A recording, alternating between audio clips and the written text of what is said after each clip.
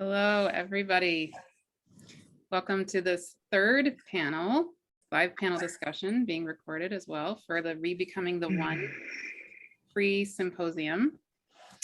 And in this panel, we're going to be addressing the topic of returning to wholeness, which is, I feel like, the crux of the point. Everybody. Oh my goodness. Okay, yes. So yeah, in this panel today, we're going to be focusing on this topic of returning to wholeness, which to me feels like the crux of all of what we're doing, all of why we're here, and in the theme of rebecoming the one. So this topic both feels like it is the crux, and then also it is vague and broad and could go in so many different directions. And so I would love to take a moment to begin by just dropping into ourselves and coming into the knowing that we are so much more than our minds, that we're beings of our hearts and beings of the cosmos, beings of the divine, beings of this planet Earth, beings of our spirit and soul, beings with bodies. So I'm just gonna let us have a minute to come into that knowing of who we are. And if you're listening, if you're watching now or in the future, and if you're on this panel or if you're an attendee, we could drop into this question of what does it mean to return to wholeness? And just see what arises in ourselves as these infinite beings of existence here on this planet in this moment.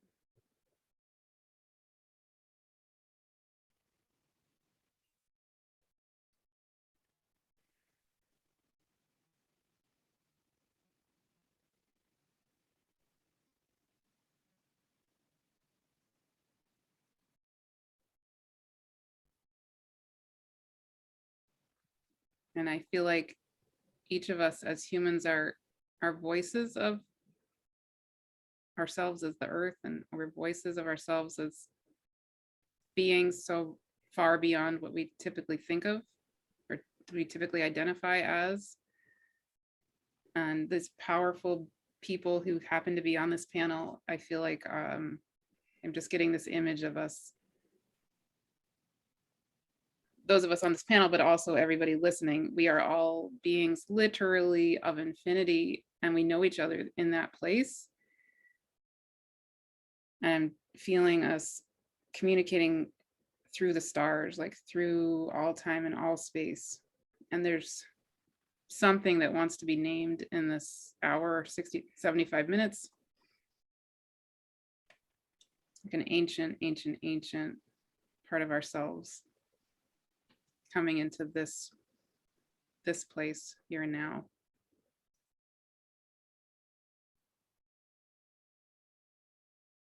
And I'm just grateful, and I'm blessing this time that we have together. Thank you each so much for being here. So I think what I'll do is I'll just go around, I'll start by going around the circle and having you each say whatever arises for you with that question. What does it mean to return to wholeness? And then we could take the discussion after that, see where it wants to go. Does that work for everybody? Awesome.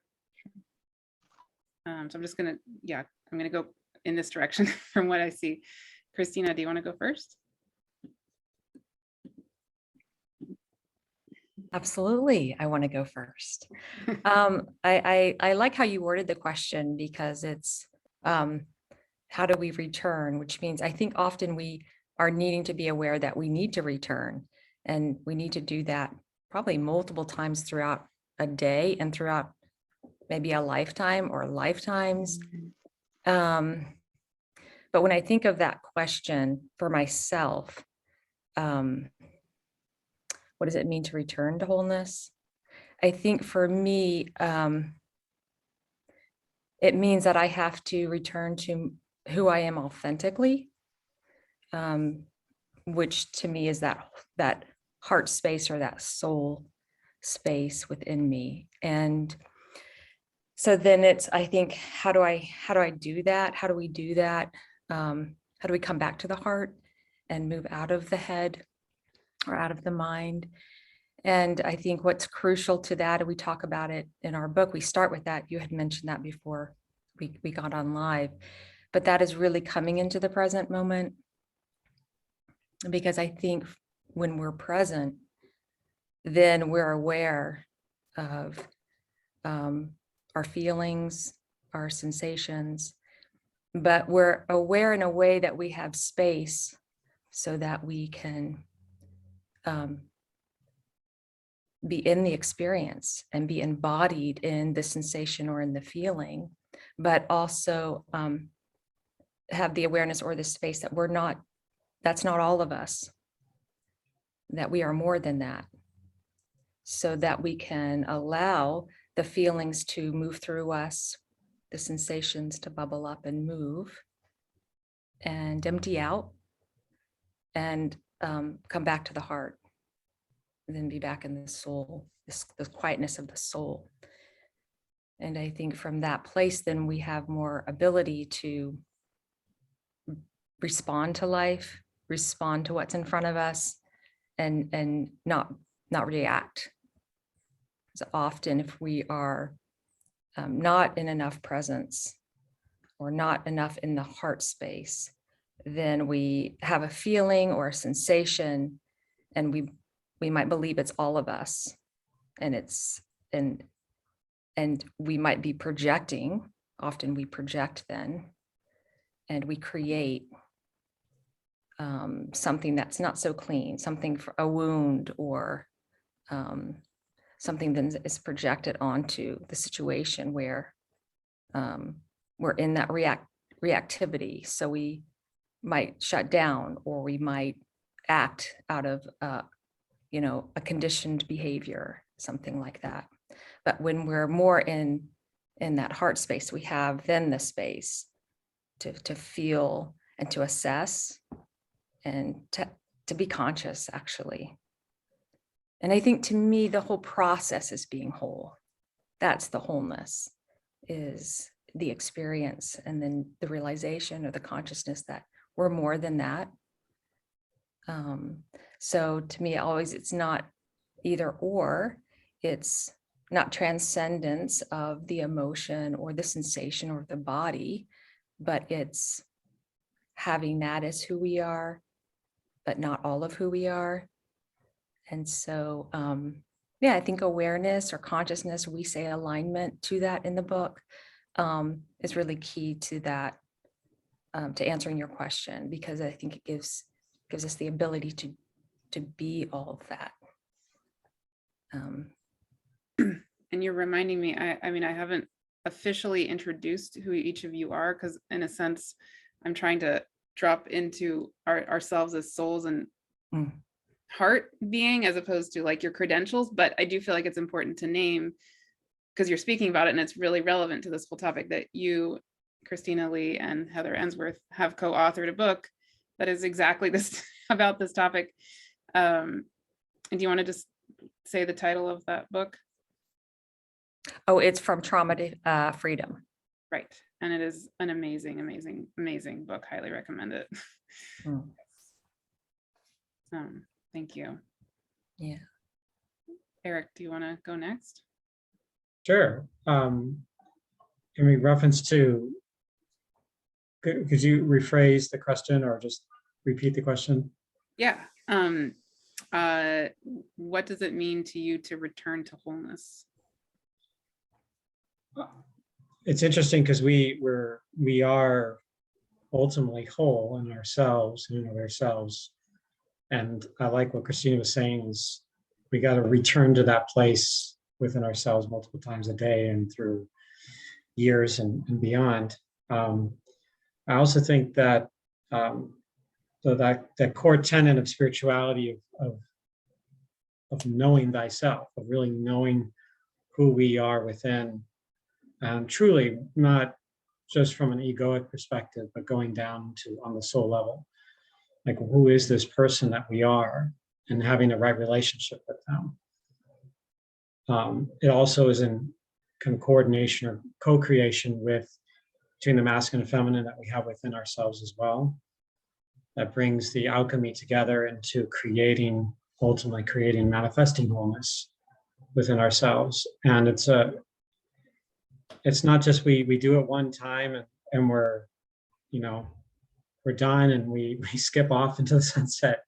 We got to continue to work on this year after year after year after year, always peeling away new experiences, new feelings, and that triggers more things and opens up new territory for us. So wholeness is coming really into ourselves in the way that is living our truth, living our in our space of who we really truly are, without ignoring the shadow, without trying to push that aside and just living in some like fragment of who we are, or some projection of who we are, or what others think we should be or are, but that we are fully present in and of ourselves, and sometimes even question what feelings are coming up and bringing them into a space of consciousness, so we can integrate them in a powerful and healthy way. And all of that also can promote healing too. It can do all kinds of things and wonders within ourselves if we're really truly in that space. So there's my answer. Awesome, thank you. Louise? Your circle was different to mine. Oh, yeah, yeah. Okay, that was unexpected. So when you first asked the question, of course, my mind starts going, well, what does wholeness mean? and are we talking just about us individually or as a collective? And from this symposium, I guess I'm thinking kind of more collectively, even though it starts with the individual. So really, for me, wholeness or returning to wholeness means remembering that really everything, we live in this, everything has opposites. We have the mind, the heart, the masculine, the feminine. We have all these polarities in the world, but really there is no other. There are no polarities. There are no separates. Everything's on a spectrum, and it's all within us, and it's all without us as well. Everything is connected, and I try to address some of this in my book, the second book, The Complete Guide to Astrology, asking us to take a more diffuse approach to our work as astrologers, and using different language, and using dark and light instead of masculine and feminine, and really seeing the shades. There's the twilight and the pre-dawn, and I think wholeness for me just means really remembering within each of us and collectively, that everything is connected, and that every breath we take affects something else. It all ripples out, and that includes all the supposed polarities. So that's it for me. Heather? My circle's different too. Yeah. I really love what's being said, and how we're talking about returning to wholeness, remembering our interconnectedness, our oneness. And I would also add reclaiming the lost parts of ourselves. And part of what I think is beautiful and what we work with in our book, From Trauma to Freedom, is the archetype of the medicine wheel. Mm. Is known to every culture across all times, and it can take so many different forms, but I think ultimately that medicine wheel is about both holding all of the aspects of ourselves and our interconnectedness with all that is. An astrology chart is a medicine wheel. We can place ourselves geographically with the directions in the medicine wheel. But the one that we use in our book is called the Arch Model. And as Kristina was saying, it's a path to wholeness through first aligning and remembering that we are a soul self having a human experience, and then moving to the West, to relationship, coming into that connection with aspects of ourselves, with others, with spirit, that guides us into deeper consciousness, which is partly reclaiming those lost parts of ourselves. Because when we're on the earth plane, we get caught in those polarities, we get caught in trauma, and then we split off aspects of ourselves.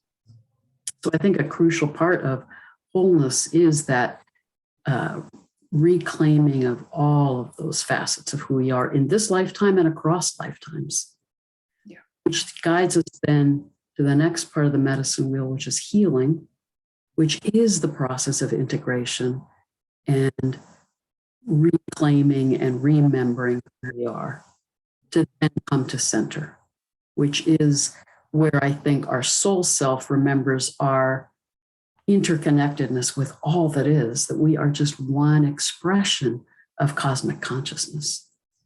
So our wholeness is that unification of our true self and our soul self with our union with all that is, and being in right relationship with all that is, and coming back into connection with that oneness of cosmic consciousness. Yes. Say a lot and ask a lot on everything you just said. And perhaps I will in a second, but or at least ask questions. But yes, thank you. Maura. So yes, to what everyone said so far. And when I was thinking of the question, I thought, what's been my path? And I'm not saying I'm completely whole, but one of my main path has been to really be embodied. I'm a very reluctant incarnate. And so one of the most important ways I've done that is to really align myself with the earth energies and know myself through that, know what's coming through me, allowing those to permeate my own being and aligning with them as they pulsate through me and inform me, and also opening up to the celestial energies at the same time and allowing them to come inside and inform me and know who I am through that lens. So it becomes a kind of a multifaceted way of looking at it in terms of the different energies that come forward.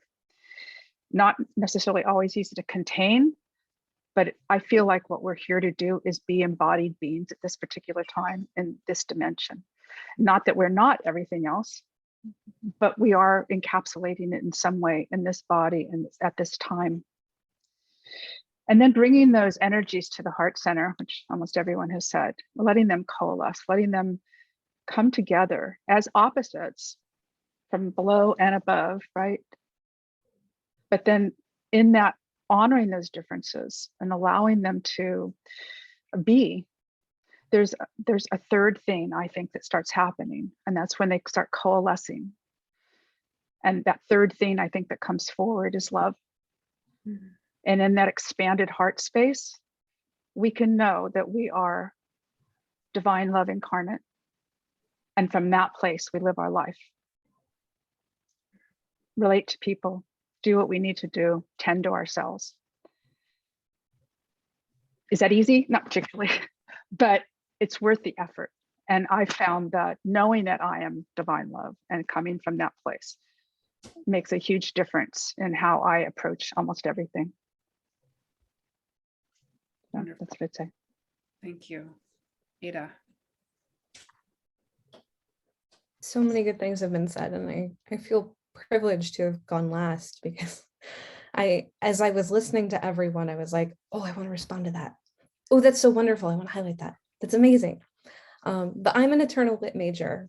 And when Martha told us that we were going to be starting with this question, I got literal for a few moments, and I actually pulled out the dictionary. And I found that it was a really interesting experience to look up the definition of wholeness, because I really focused on the word wholeness as opposed to questions of returning and remembering as much as I love them, and I kind of wish I had focused on those things, my focus was on the word. And I realized some interesting things, which is that one, the dictionary had a difficult time defining wholeness because it kept on going back to things that are cyclical. It defined wholeness with the word whole, which technically you're not supposed to do. But I think that the struggle that the dictionary writers had is really illustrative. It says that the idea of wholeness is a circle, like you pointed out, Heather. But there were two things, once I finally dug through and got past the circles, which maybe I shouldn't have done. There were two ideas that they seemed to agree on. The idea of undividedness, I like the word integrity for that, and health. And I think that I would sum up the idea of wholeness as undivided health. Yes, all of that. I just love hearing you speak because it reminds me of the way that you write, and you write so beautifully. And oh my goodness. Yes. Yeah. And what I was feeling and seeing the whole time all of you were talking was an image that I've been getting a lot lately, well, for years, but especially as I've been sitting with the symposium, I keep getting taken into, in my praying, I get taken into the cosmos, and then beyond the space-time continuum into the void. And I just kind of sit there in the void, and then I get shown various things. And so the big major theme of what I've been shown and what I feel like we're being called into is literally remembering that state of being, which is our natural state of being, which is only wholeness. It's only perfect balance and harmony. And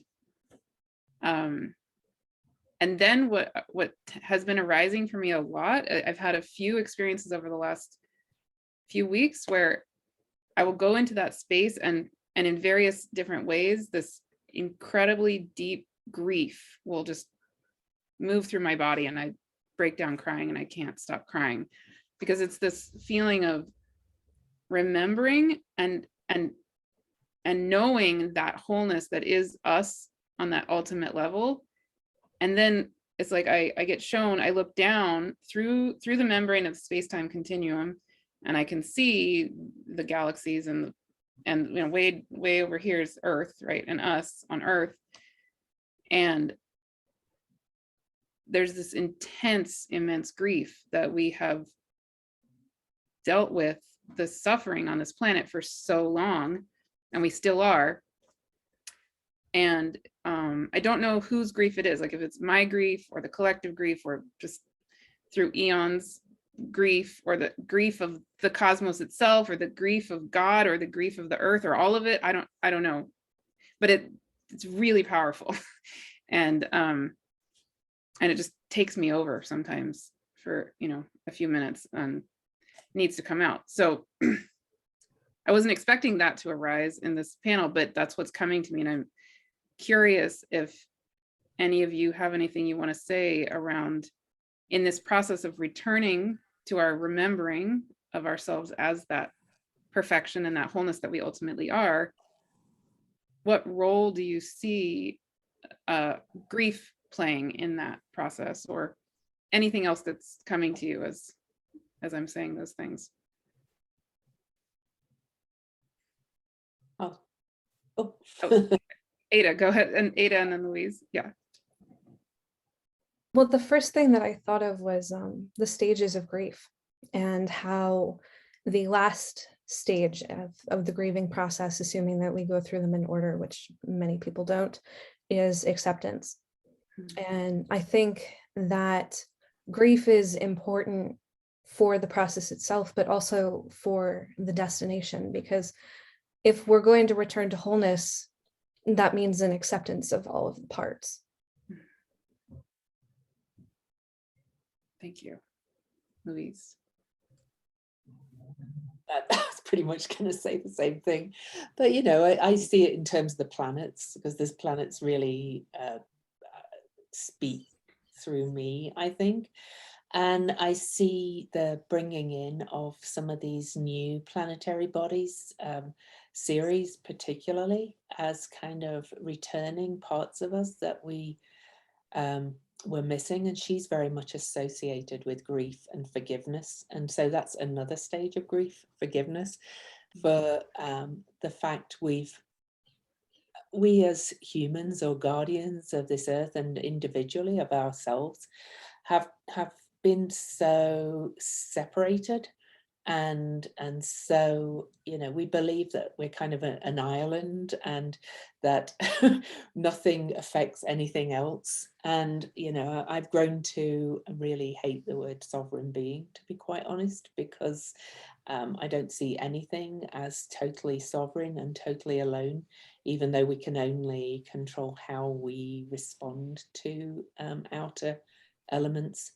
But I think the whole grief and forgiveness for me really comes to at this stage that we're in of chaos on this earth, of us spinning and weaving and creating a new story, remembering all those parts, bringing in all this chaos, and then allowing that grief for kind of where we went wrong, and forgiving ourselves for it individually and collectively. So I keep having dreams of spinning and weaving. So Yeah, and very relevant to your talk as well on Cheroklo. Very good. Yes. Heather and then Erik. Another way to look at it would be, I think when we feel that grief, it breaks our heart open. And it is coming from that sadness and sorrow of the pain and disconnection that we can get caught in this dimension on this earth plane. And part of what I was talking about in my talk earlier in the symposium about moving into the Aquarian age is, I think we've come out of a 5,000 year period of incredible disconnection. We've forgotten who we are. We've forgotten our connections with each other. We've forgotten our connections with the galaxy, with spirit of all that is. And I think there is a lot of grief in coming into that awareness of the disconnection in order to come back into unity and connection and relationship.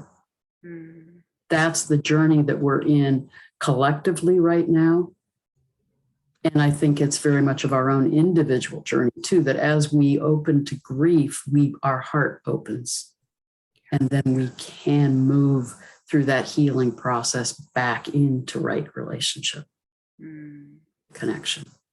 Yeah. Thank you. Erik.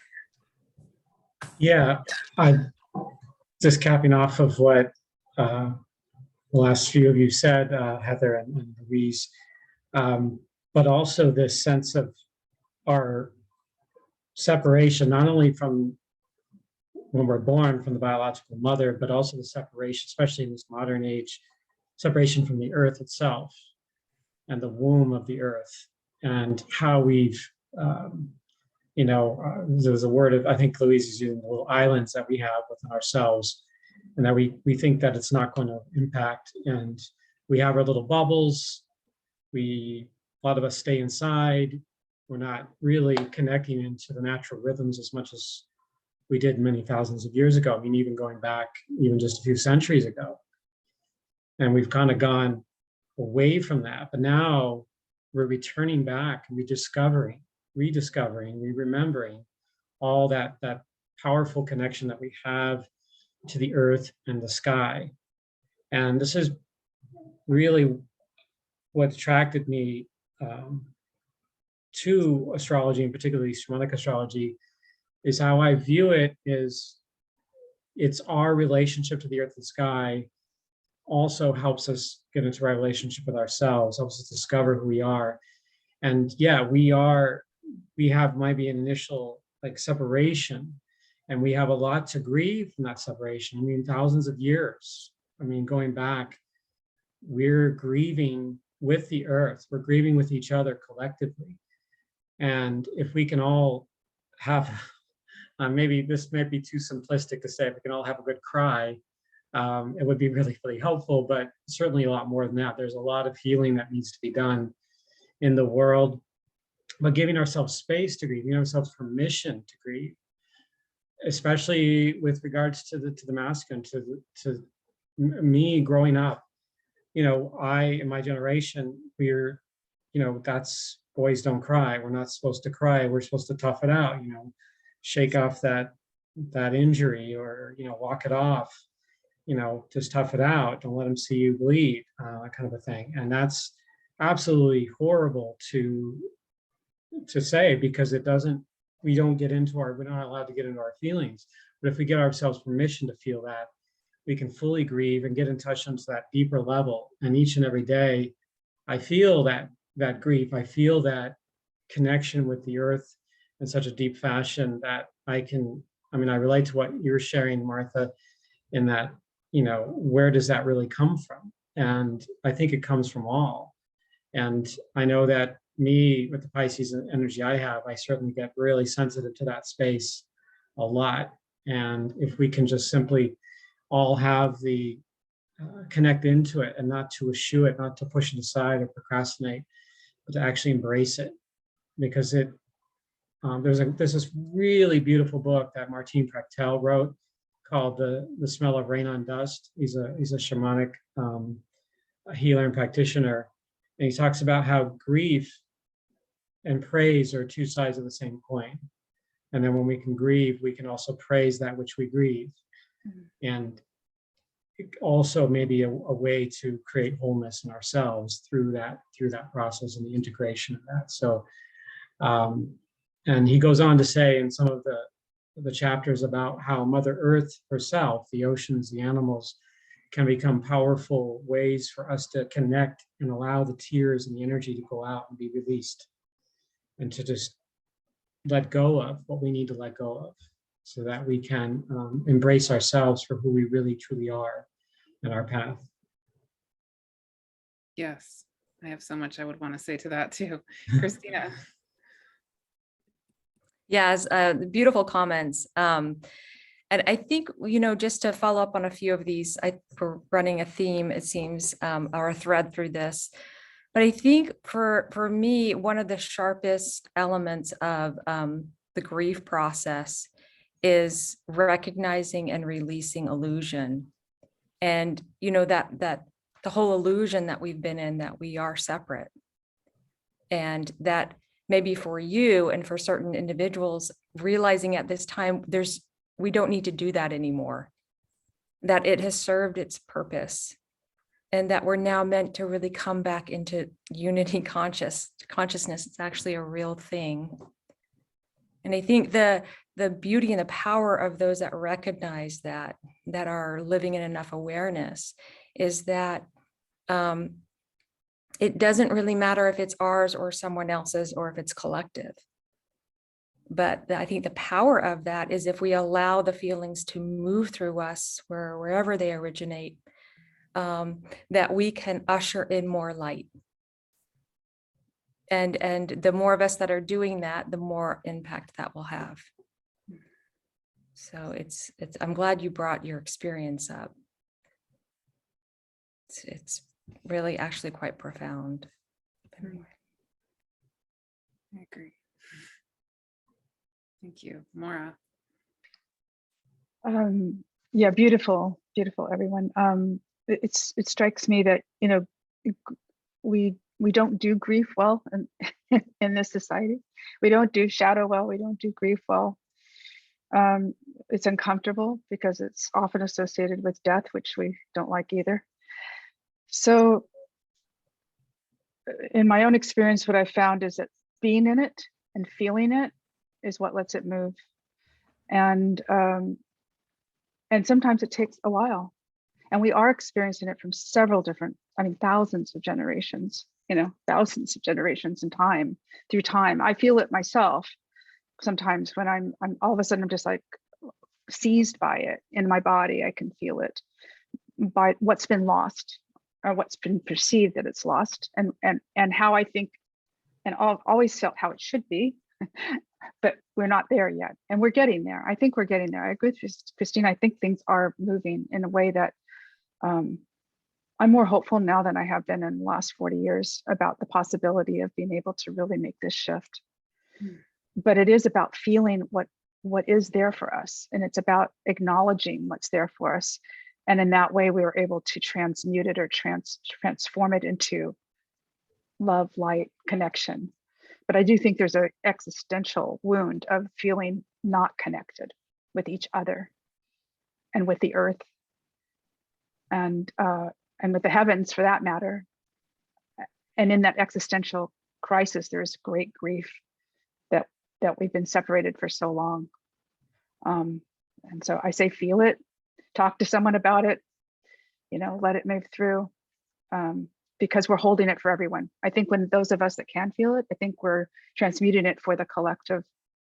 And I think that's also important to know that, so we don't just get stuck in it and leave it in our body, which I know I'm sure you don't, Martha, but it's just important to know that we are serving in some way when we're allowing that to come forward. Also. Yeah. I'll say something, and then if any of you want to jump in with anything, feel free. But the thing that I'm feeling also is I'm reflecting on myself. I mean, I'm not a man, but even in my own growing up or my education, I'm guessing this really is parallel for lots of people. I was a very academic, intellectual, went to good schools, got good grades, that kind of a person. And so something that Heather, you spoke to a lot in your talk for the symposium is, and that Anne Baring spoke to quite a bit, is the fact that we are so stuck in our mind. And then there's this devaluing, and there has been this devaluing of the body, the soul, the spirit, the earth, all of these things that we're talking about. And so as you're talking, I'm realizing for me personally, and again, there's probably a parallel here for the collective, that the grief, I'm realizing the grief is connecting me back to everything. It's taking my mind back into all of who I am. And then I'm thinking also of Heather and Kristina, your book, again, the Trauma to Freedom. When I picked up that book, I was in shock and in awe because it was the first time I had heard somebody other than myself voice the need for us to address the trauma on this planet from both a clinically trauma-informed way, for those of us who have backgrounds, clinical backgrounds like I do and Heather does and Kristina does, and all of you do in various ways as well, but we have formal training, Heather and I especially, in the trauma-informed therapy, that licensed therapists do. And that's great, and that's needed. And then what's missing often is the blending of that clinical knowledge with the acknowledgement of ourselves as more than mind or even heart. So your book was the first time I saw articulated overtly the need to address trauma in a way that is both trauma informed and acknowledges all of who we are and the beings that we are. And that's revolutionary. I mean, that is just, it was like a major hallelujah moment of my life, a turning moment of my life, not exaggerating. And so I don't know if any of you want to speak to anything arising for you in that, or if there's a thread that you want to pick up that yes, Heather, go for it. Well, what you're saying is so beautiful, Martha. And I do think that, part of our disconnection is being so caught up in our minds, and especially our left brain minds. If you think that humans have been on this planet at least 100,000 years, up until 5,000 years ago, we were primarily right brain dominant. It's been since the beginning of the age of Aries and the patriarchal period that we've shifted to left brain dominance, which is part of what, it's been our journey of separation and individuation to experience that new experience. But the shadow side has been that sense of disconnection, and it's led to a lot of trauma.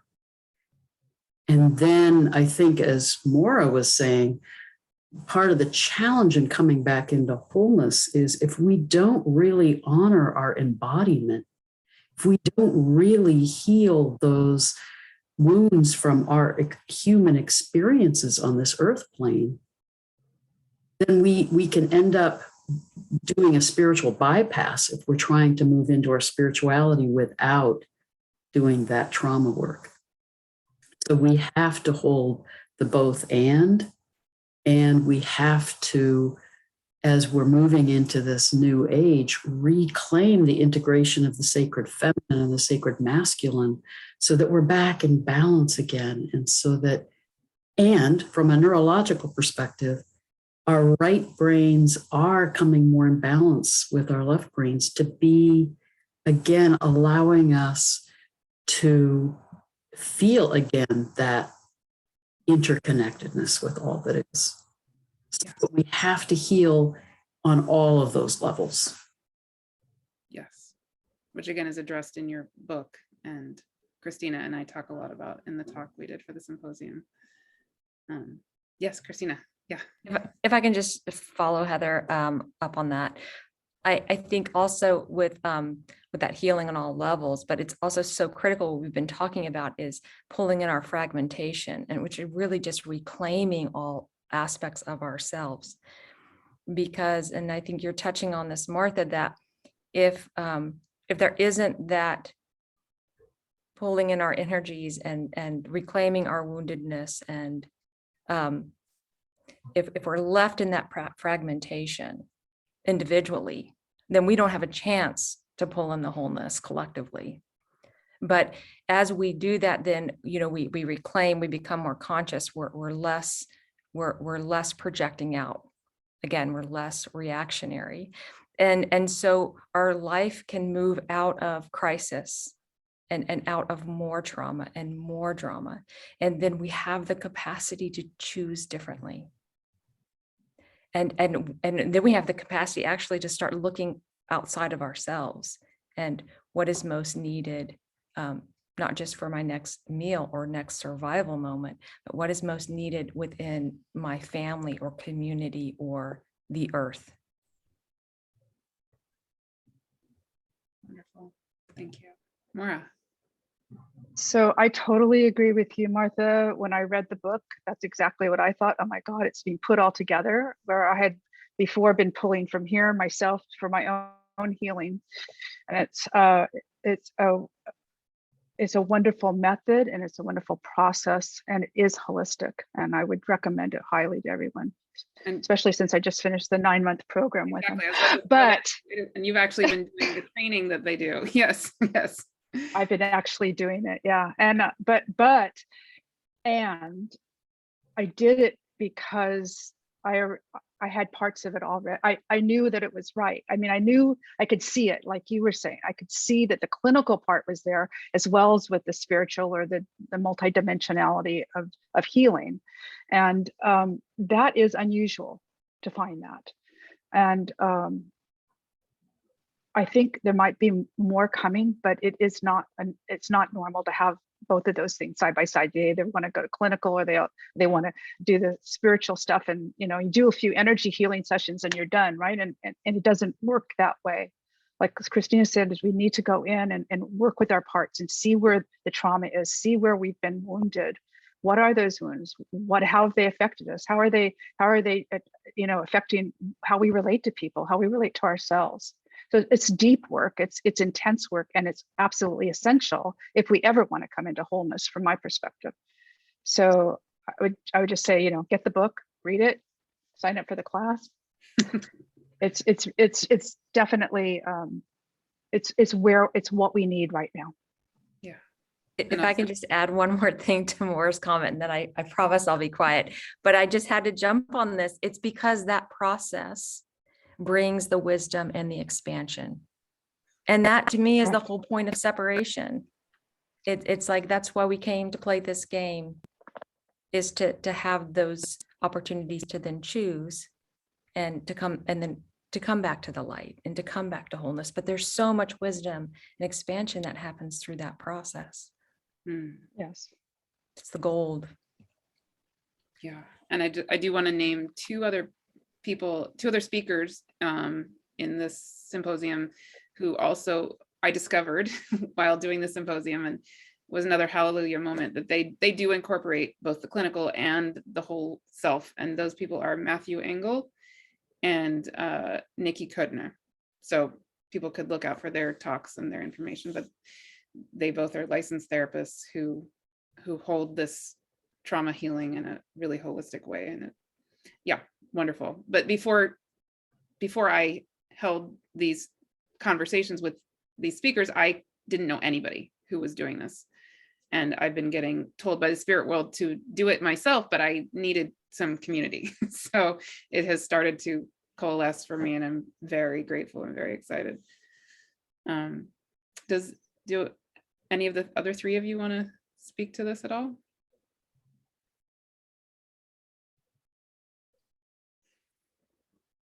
No? Okay.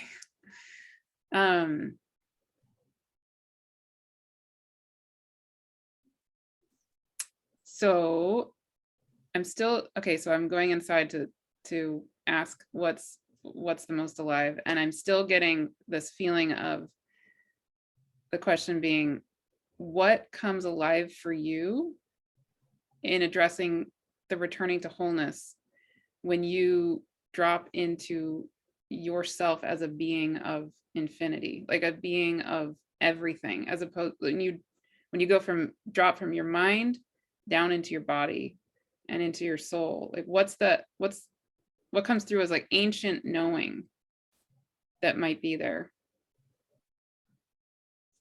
that might be want to be spoken. I don't know if there is anything for you guys, but that's what I'm feeling when I drop in.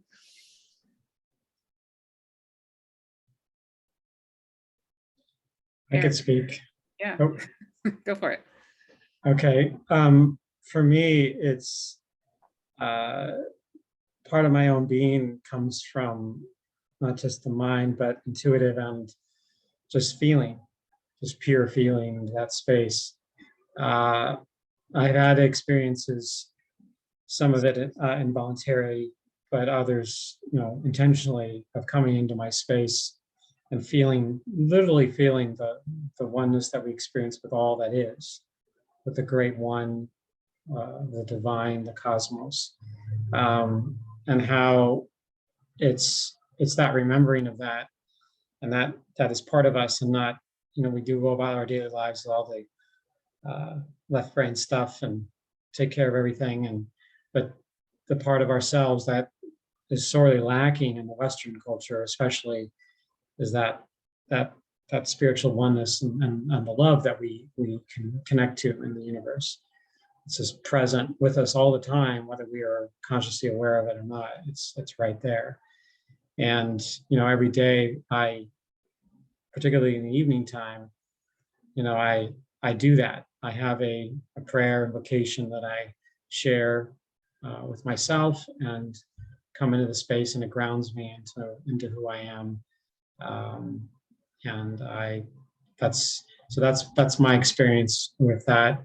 And I connect to all the planets and the asteroids and the sky and the earth and the elements, everything, allies, directions. I mean, I bring it all in as part of the wholeness of all and who I am, because it's embodied. I'm an expression of the earth and the cosmos at the deepest level, and as we all are. And we can even say that the universe is experiencing itself through us, or the earth is experiencing itself through us. And so when I connect into that space, it feels very natural and loving and nurturing. Thank you. Heather, you got something to say?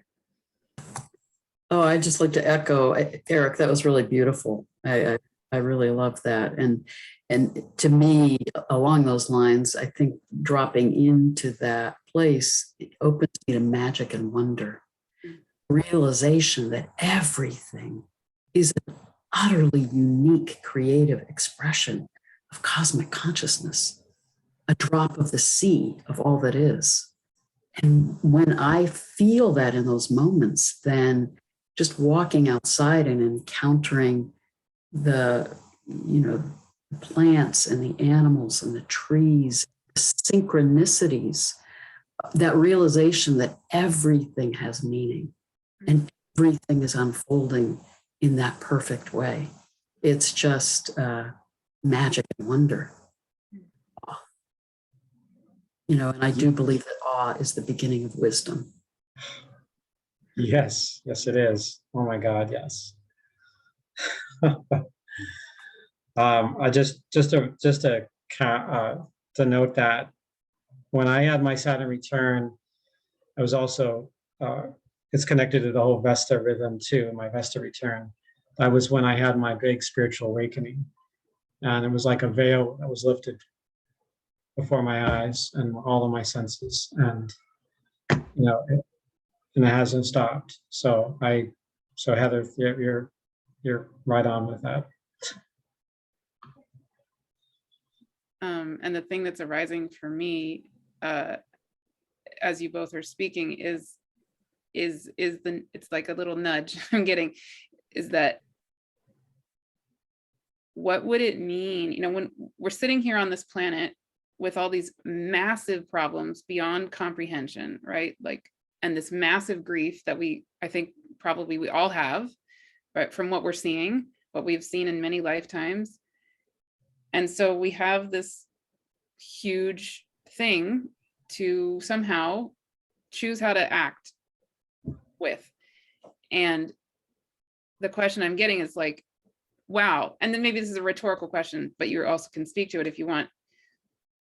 We need solutions. Like, we need to know what to do next, right? On all kinds of levels, as individuals, as collective. And what would happen if we are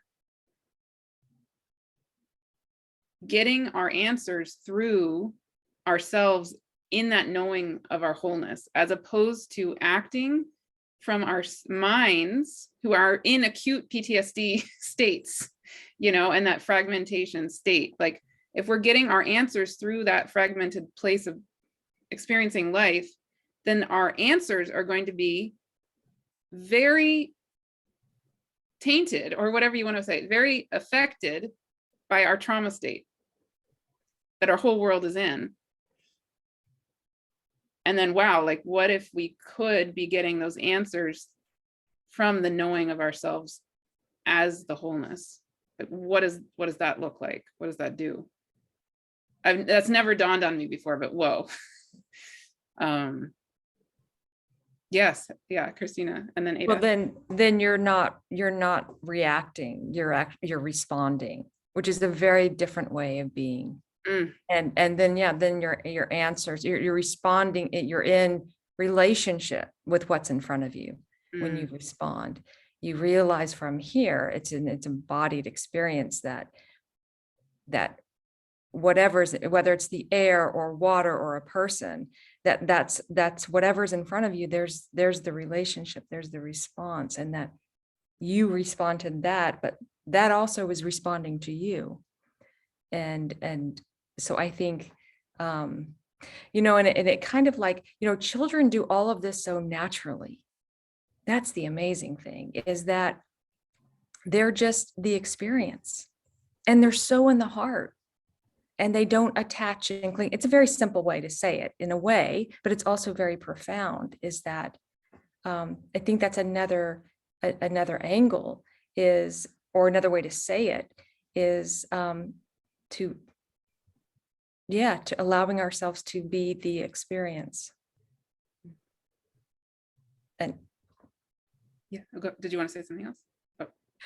No, because I think that's just so, children are just so organically there. They don't have to think about how to love. It's, you know, they're just, They're the wired for it. experience, they feel it, they let it go, they come back to the moment, which is love. Mhm. Anyway. Ada, did you want to say something? And then Maura, and then Louise. Oh, yeah. I love that you brought up the idea that we're still in trauma. That's something that I have been thinking about a lot as we've been talking. Of course, we know the ultimate state is wholeness. Of course, we know where we're going, but I think that it's an important part of presence to be in where we are, even if it isn't where we intend to be. I'm a new Zen practitioner, so everything that I'm learning, and I'm very, very much at the beginning, is new and magical to me. So I had an experience recently where I was sitting in meditation, and my mind kept on returning to the idea of enlightenment as the mind is a clear blue sky. And I realized that the vast majority of the time, the sky is not clear and blue for me. It actually very much isn't right now. I've been doing this through a migraine. So the idea that we are sitting in trauma is very embodied for me at the moment. But there's this idea in Zen that I find so liberating, which is that enlightenment, at least here, at least in this plane, is not a final destination. It is something that we can experience in the moment, and sometimes it's fleeting and it's gone, and sometimes you can't reach it. Some days you're under the clouds and you cannot see the sky. I live in Portland, so this is something that I experience all winter long. But then there are moments when the clouds clear. There are moments when the sky is open and blue and the mind is open and blue. And I feel this profound silence, like a tree that is still and yet allowing the wind to blow through its fingers. And I think that those experiences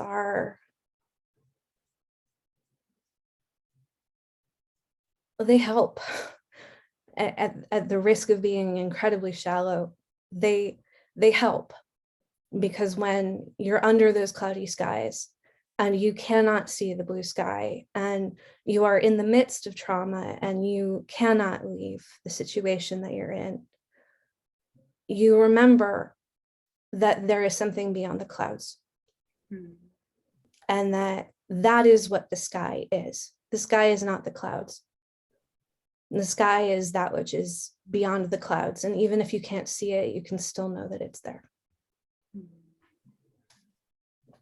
Yes. So beautiful. Thank you. Louise. Oh, sorry, Maura. Well, let's go to Louise and Maura. Okay. But Maura was before me. I can't actually remember what I was going to say. Okay. We'll get to everybody. It's okay. Okay.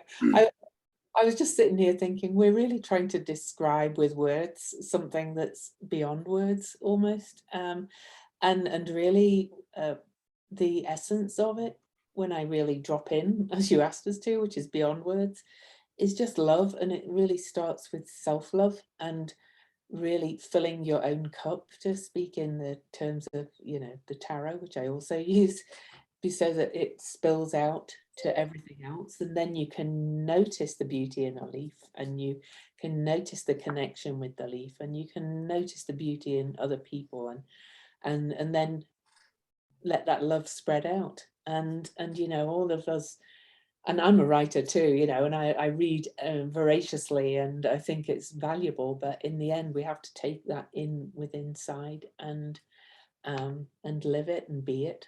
And I love your thing about the sky, but remember the sky's actually within us, you know. if we do the practices, the mindfulness practices and things, we can find that blue sky within us. Mhm, mhm, That self-love. mhm.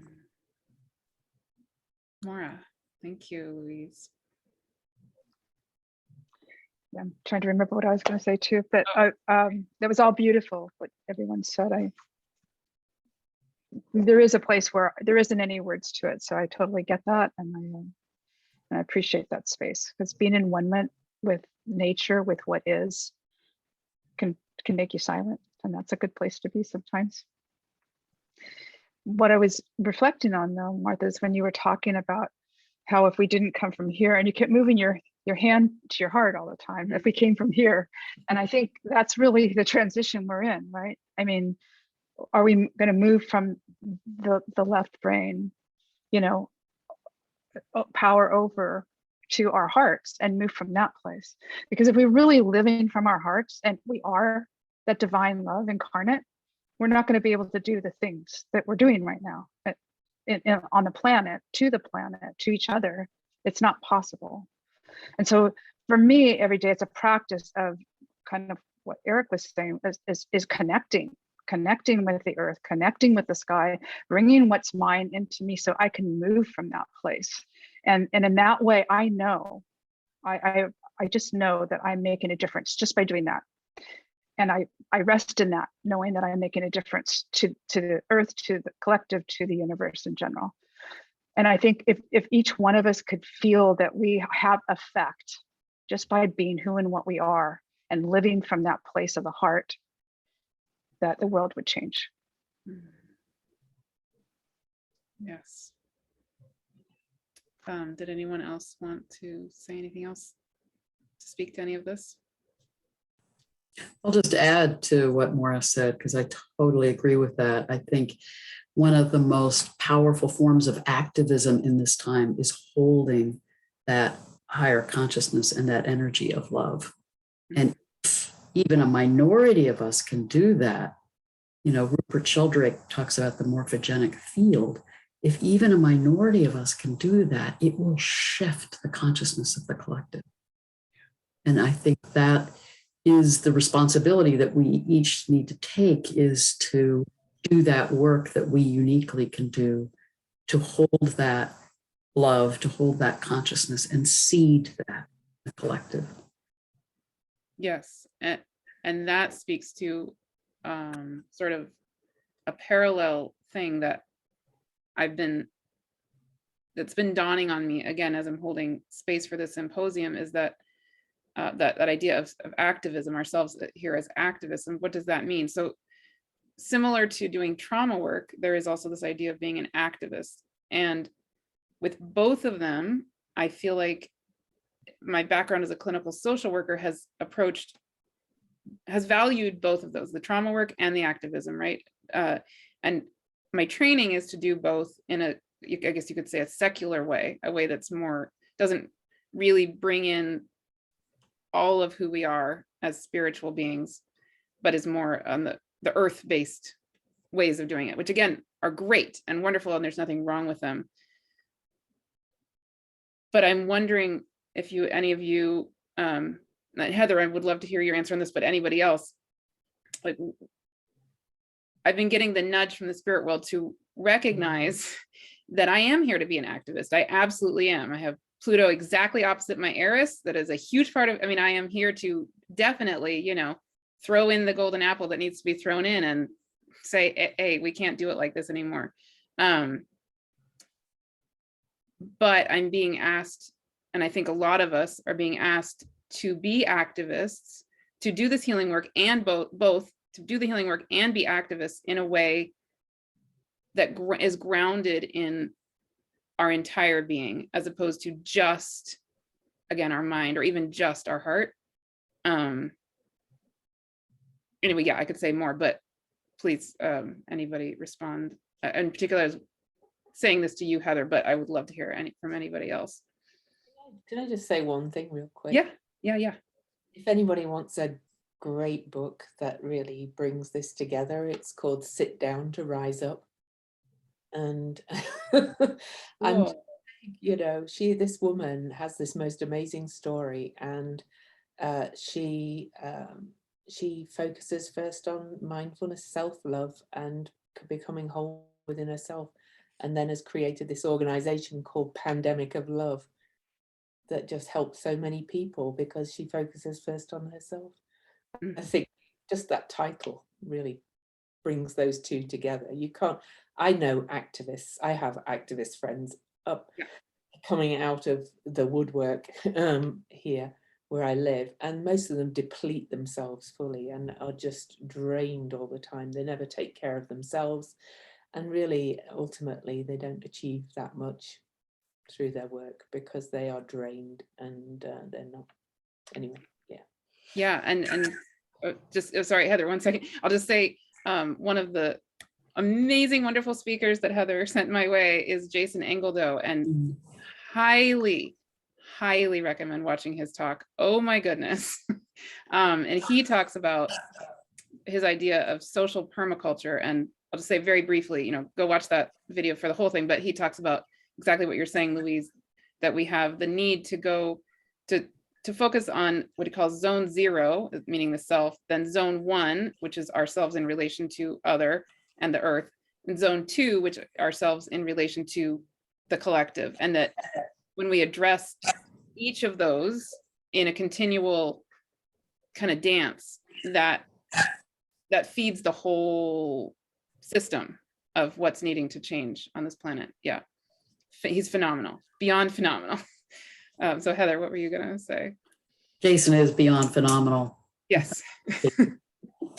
But I think, and part of what Jason talks about too, is I think in terms of activism, and I have quite a history of being an activist in different ways. And finally I realized I'm caught in the polarity that, when you're in that dynamic, you're still in the polarization and still then, in a sense, a part of the problem, that we're needing to move into radically new paradigms and a new form of consciousness that isn't about the struggle, the fight, the polarization, but the way that we come back into a higher consciousness that holds the wholeness, that integrates the polarities, that lets us, I think, remember the ancient concept that was known in ancient Egypt and other cultures, that notion of ma'at, that everything is meant to be in right harmonic balance with everything else. And that when we attune to that, then we're naturally coming into that energy of love, harmony, right relationship. It's not a struggle, it's not a fight, it's not pushing against something, it's actually coming back into that interconnectedness. Yes, times 1,000. Yes. Yes, yes, yes. I can relate on a personal level very, very strongly with all of that. Did anybody else want to say something before we start to wrap up? I just maybe wanted to follow on Heather's comment. And Yeah. Heather, we've probably had these conversations before. It's feeling familiar. But I think the key there is when you come into your heart and you're moving from that truth, from that ultimate, truth that is beyond us, that will give you the right next step.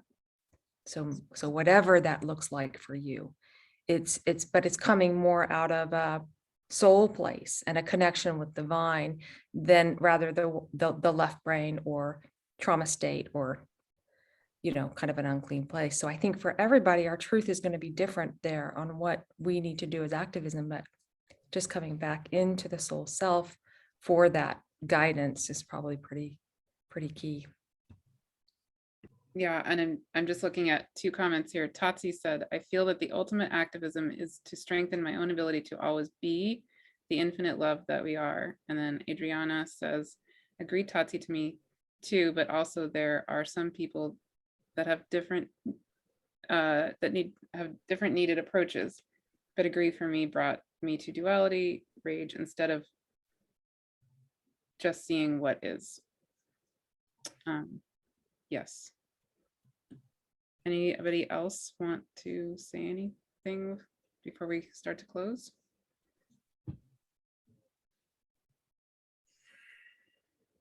Okay, so in the last 5 minutes, I would just love to have us drop back into that quiet, still place, and I'll go around the circle the other direction and invite you each to speak either like 1 or 2 words or a brief prayer, something that you feel called to say, your wish for our planet, your wish for our collective, your wish for everyone listening, your wish for existence, whatever it is, when we're thinking about this idea of returning to wholeness and sending the healing of this symposium out into the world. So you can just drop in for a few seconds here.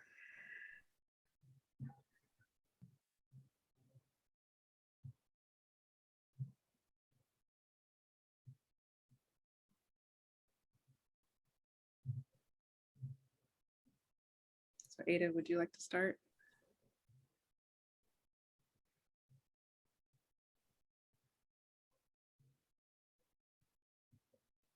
My wish for everyone is that no matter where you are, you can see the sky. Thank you. Maura.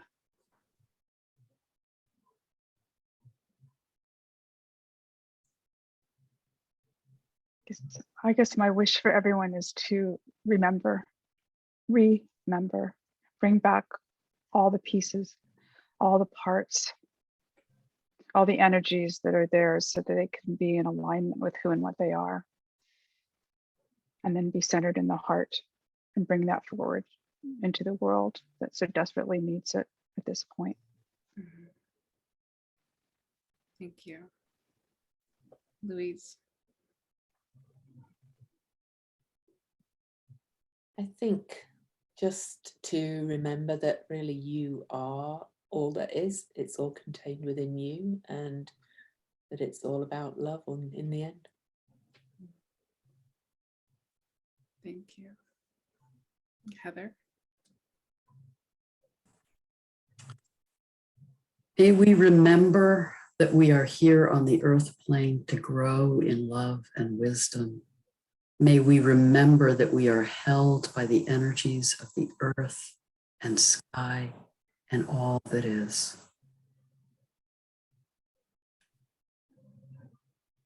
Beautiful. Thank you. Erik. My wish would be for everyone to go out and really truly connect with the earth and the sky, to feel beyond the intellect or the rational part of ourselves, and to check into those other places that also make us human, the stars and the earth, and how vital they are to our journey through, and remembering our wholeness and reconnecting into that space. Kristina. Let us be your eyes that we may see what you see, your ears that we may hear what you hear, your hands and feet that we will do what you would do. Let us be your heart that we may love how you love.